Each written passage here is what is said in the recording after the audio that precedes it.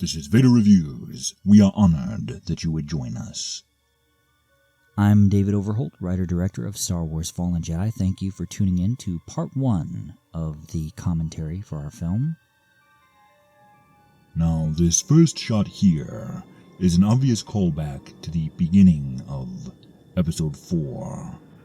Yeah, but I wanted to slightly drift the ship off to the side so that the longer this shot goes on, you start getting the feeling that something's wrong, until ultimately seeing that the ship has been cut in half, implying a desperate space battle that, unfortunately, we didn't have the budget to show everybody. Now there's good old Master Vong Zar. We have Padawan Kaya Undabe, played by Jessica Smith. And good old Master Yule, played by you, in fact. Yeah, I put on the rubber head because we had this alien gloves and head laying around, and I wanted another alien in the movie to expand it, so I just put on the Master Vong Zar robe and thought, hey, let's have another Jedi pilot.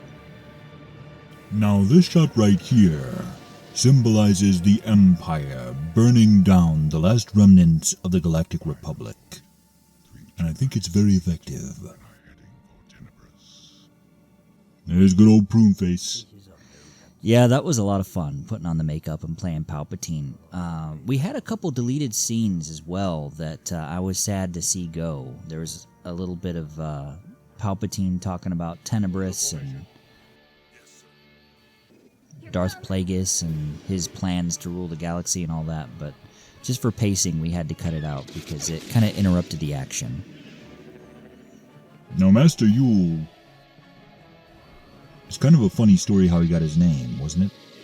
Yeah, you know, I was coming up with this part of the film around Christmas time, and, you know, we had kind of a joke running between my buddy Micah and me where talked about him getting lit up like a Christmas tree. And at one point I mentioned a Yule log because it was Christmas time. So, yeah, he's named after a Yule log because he gets burned up by Vader here, so... So, we're always doing crappy puns, even if you don't realize it.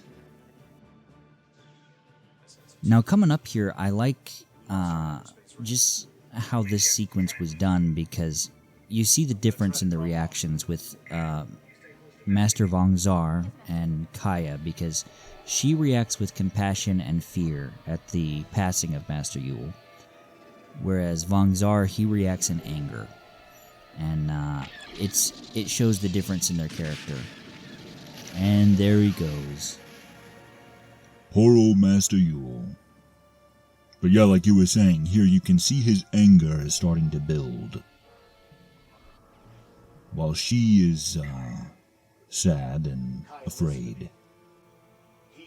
We wanted to really show that she was very gentle and compassionate, but that she was also noble and heroic, because even when she knows she can't win, she doesn't flee to save herself. She stays to try to help her master. Now there was another sequence right here that we had to get rid of, right? Yeah.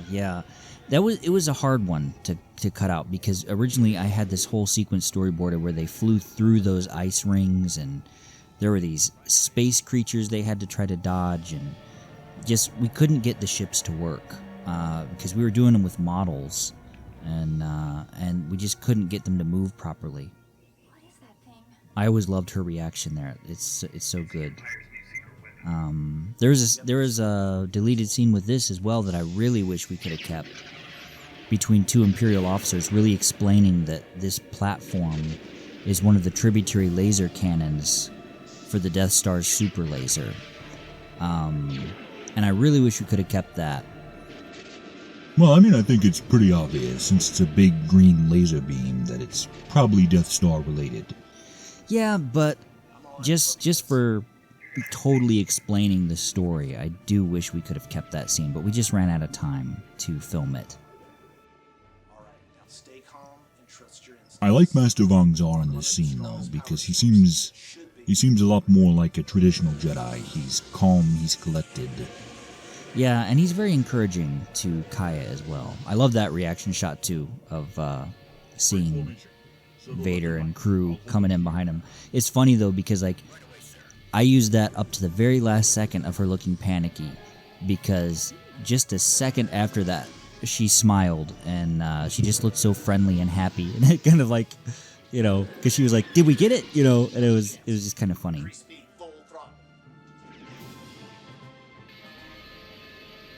We've gotten some comments on the bad CGI of our spaceships, but joke's on you, it was bad model work.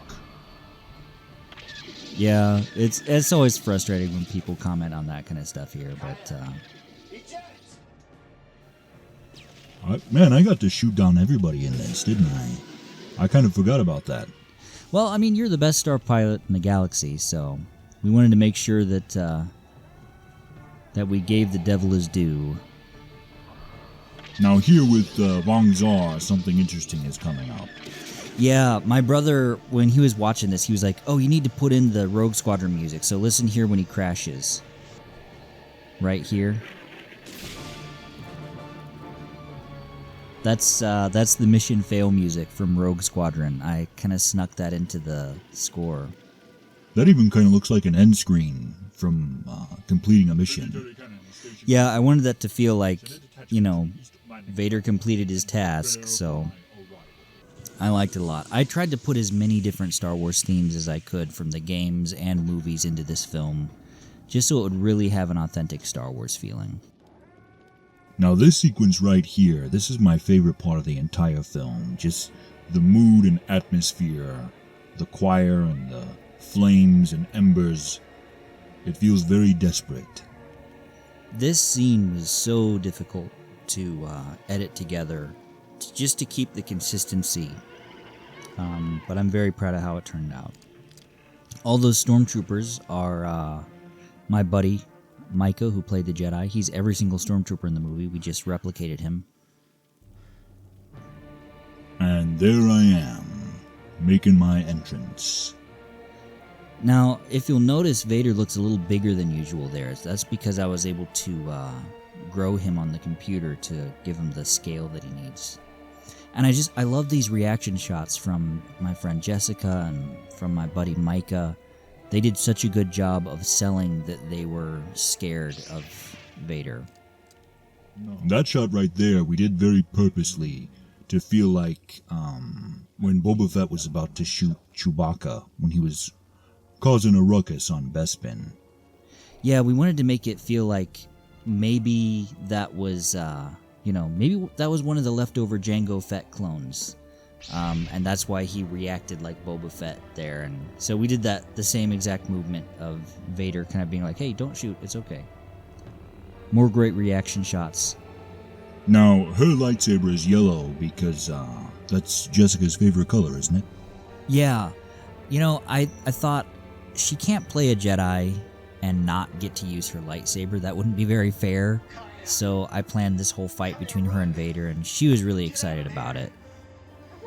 I storyboarded it up, and she was a good sport because she was swinging her lightsaber at nothing because she was in a different state.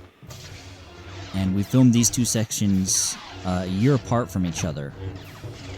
So she was doing moves that I was calling out for her over a Skype call.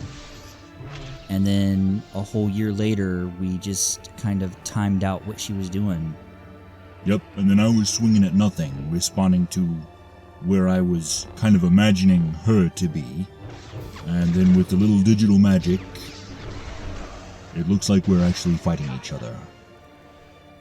I'm very proud of that sequence because it really looks like they're going at it. That's a great shot right there. You can't go wrong with me surrounded by flames. Great symbolism, too. It looks pretty wizard. I love this expression here. She looks so innocent. And it just punctuates that cheap shot so well. And my friend Micah there, when I was directing him for that, I told him, like, act like you've just been stabbed yourself. And that's how he got that shocked expression. And he did such a good job selling this when she falls off the platform and makes it really sad. Unintentionally, with the music, it almost seems like Vader's a little sad even. Almost kind of like he didn't really want to do it. That wasn't intentional, but That's just kind of what it feels like a little bit with the music, and it added an interesting layer to it. And here's when Vong Zar starts to fall to the dark side. Yeah, he hasn't fallen completely, but he is giving into his anger. That shot right there was a reference to when Obi-Wan is over Anakin's shoulder when they're about to fight on Mustafar in Episode 3. And this is my favorite bit of Vader right here. You brought her here. Her training was incomplete. Great acting, subtle acting with the eyes. How did you think this would end? That turn just has a slow menace to it that feels so much like Vader. And that's my favorite shot of the film right there. You all did. Just the reflection of the saber in the platform.